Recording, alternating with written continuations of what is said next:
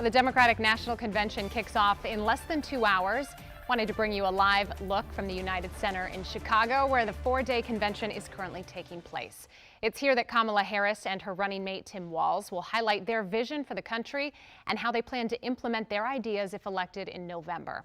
Tonight's big speaker is President Joe Biden. He will deliver a primetime speech that's expected to not only highlight his administration's achievement, but also making the case for the torch to be passed to Kamala Harris. Former Secretary of State Hillary Clinton also expected to speak tonight.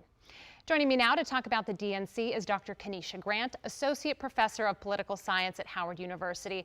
It is so good to have you with us today. Welcome. I'm happy to be with you. Thank you. Yeah, I wanted to start with the polling because a new CBS poll here is showing us some really tight numbers, a tight race between Vice President Harris and former President Donald Trump, especially when we take a look at 7 battleground states where things are really in a dead heat. So I wanted to ask you, what do you think we're seeing? Why are we seeing this surge, especially right now in the numbers? Can you shed some light? Yeah, I think if you're the Harris campaign, you have to be very excited about the fact that this is a tight race, because if you were the Biden campaign immediately preceding, it was less tight. And so I think she's within the margin of error. It's looking very good for them. I think if you're the Trump campaign, you have to be a little bit upset about what's happening, a little bit worried. In terms of what she has to do in order to keep this momentum, I think the answer is what she's been doing. She has enjoyed a fantastic stretch of campaigning over the past 4 weeks. They're having a really good time on social media. People seem to be extremely excited. TikTok, I've been seeing her blow up on TikTok. Right, like whoever is in charge of the media should keep being in charge of the media if they want to win. So I think she has to manage all those things and figure out a way to harness this excitement and this momentum for the next few months. It's easy to do it for a week, 4 weeks, less so for a few months. Well, then I wanted to bring you back to that same CBS poll I mentioned off the top, because that same poll is saying as many as 1/3 of voters don't understand what Vice President Kamala Harris even stands for. I'm curious, does that surprise you, and how does she separate herself from President Biden?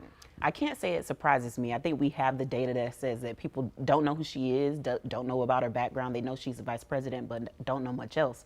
And so I think what has to happen over the next few days is what will happen over the next few days. She'll be introduced as a person, her policies will be introduced, and so voters will get to know a lot more about her. But we heard consistently from voters that what they cared about was having a person who was not Biden and not Trump, and she is not Biden and not Trump. So this thing, I think, is really kind of hers to win if she can manage well what's happening over the next few days. In terms of just connecting with voters, you talked about TikTok, some of the kind of, grassroots connections that she's building with younger constituents. I'm wondering, how important do you think it is for her to sit down and do a one-on-one interview, which she has not done to this point? I think I have to choose the answer to this question in 2 ways. I can answer it as maybe a Democratic strategist and answer it as a political scientist. As a political scientist, I want to see her have that conversation. I think more information is better. I always teach my students that you all are the 4th branch of government.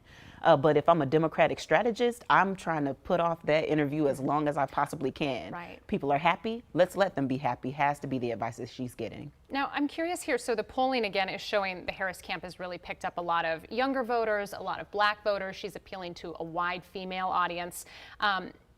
In terms of momentum, you and I talked about that a moment ago. We're going to see a little bump here probably after the DNC. But again, how to keep bankrolling that momentum. Any insight or advice you would offer in that regard? I think what has to happen is what usually happens. We are like chomping at the bit for views of her, for interviews, for policy. And I think that she will slowly roll out that policy and try to make it the case that it fits to these various groups. So if I'm in Atlanta, if I'm in Detroit, then I'm giving a speech about how I'm going to help black people. If I'm in Detroit, I might be giving a speech about the economy and how I'm going to help manufacturing.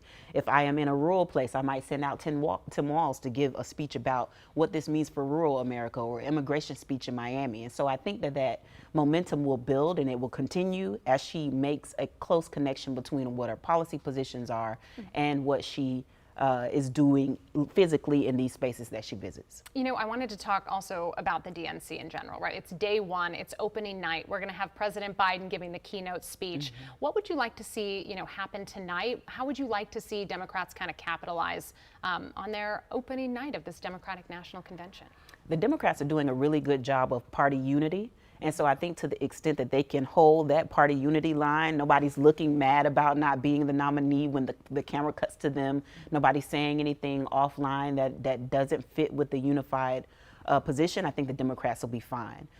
Tonight, I expect Joe Biden will get up and tell us about who he is. I think he'll talk a lot about not just what this administration has done, but what he has done over the past 50 years. And then I think a little bit of that will be passing the torch to Harris. I think the real tearjerker will likely be Clinton, who is going to get up and talk about having put a few cracks in that glass ceiling and hoping that Harris can shatter it.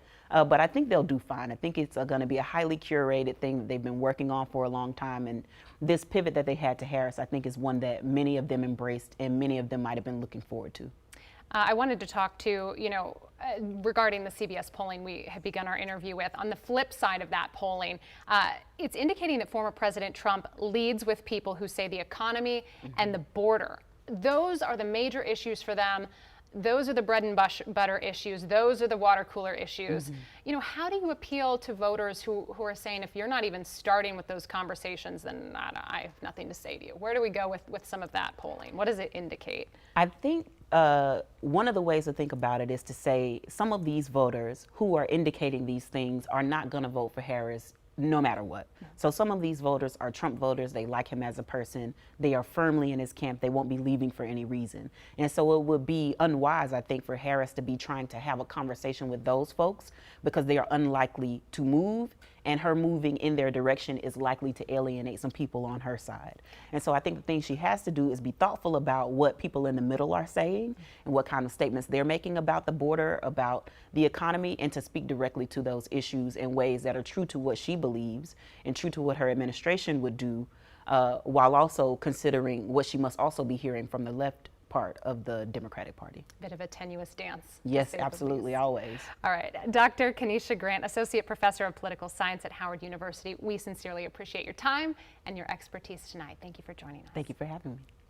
And stick with us all week for live reporting from Chicago on TV. We'll have live streaming for free on WUSA 9+, and our Verify team will also be fact-checking the big speakers every night on the news at 11 and the following morning on Get Up DC.